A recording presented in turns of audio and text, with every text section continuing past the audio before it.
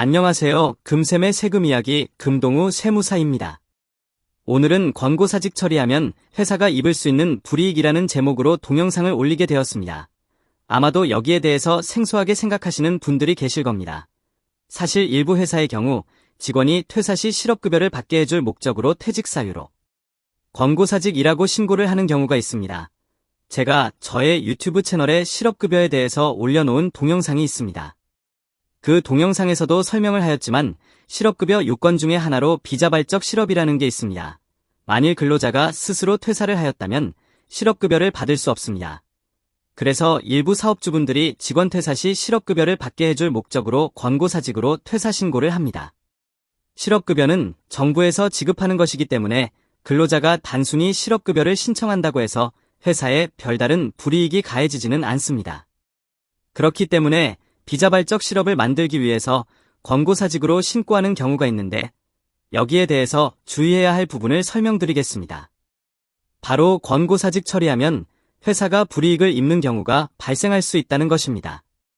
오늘 동영상 지금 보고 계시다면 끝까지 시청해 주시고요. 오늘 동영상 내용도 저의 블로그에 글로 풀어서 포스팅 해놓겠습니다.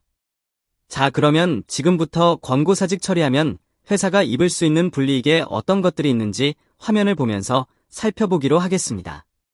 첫째, 각종 지원금 신청과 수급 자격이 제한됩니다.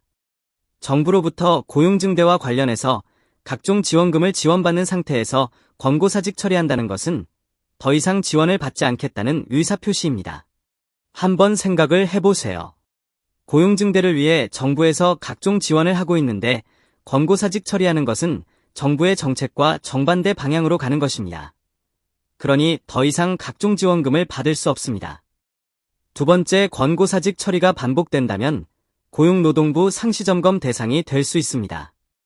물론 실제로 광고사직에 해당한다면 문제가 없겠지만 실업급여를 받게 해줄 목적으로 광고사직 처리를 하였다면 문제가 커질 수 있습니다. 근로자의 부정수급 조사로 실업급여 수급이 허위로 판명되면 지금까지의 실업급여 수급과 관련해서 과태료 부과 처분을 받고 고용노동부로부터 항상 점검 대상이 될 수 있으니 이 부분 유의하셔야 합니다. 셋째, 고용허가제에 의한 외국인 근로자 채용이 제한됩니다. 만일 외국인 근로자에게 고용허가서 발급일로부터 6개월 이내에 광고사직 처리를 한다면 외국인 고용이 3년간 제한됩니다.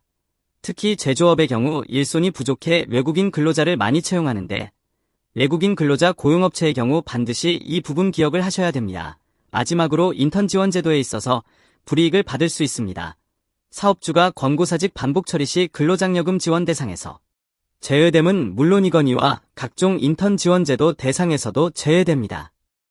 지금까지 광고사직 처리 시 회사가 입을 수 있는 불이익에 대해서 살펴보았습니다.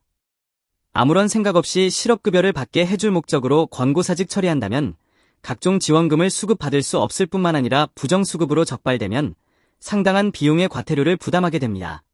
그리고 정부로부터 다양한 지원 제도를 받을 수 없게 됩니다. 혹시 오늘 이 동영상을 보셨다면 한 번쯤 광고사직 처리에 대해서 생각을 해보시길 당부드립니다.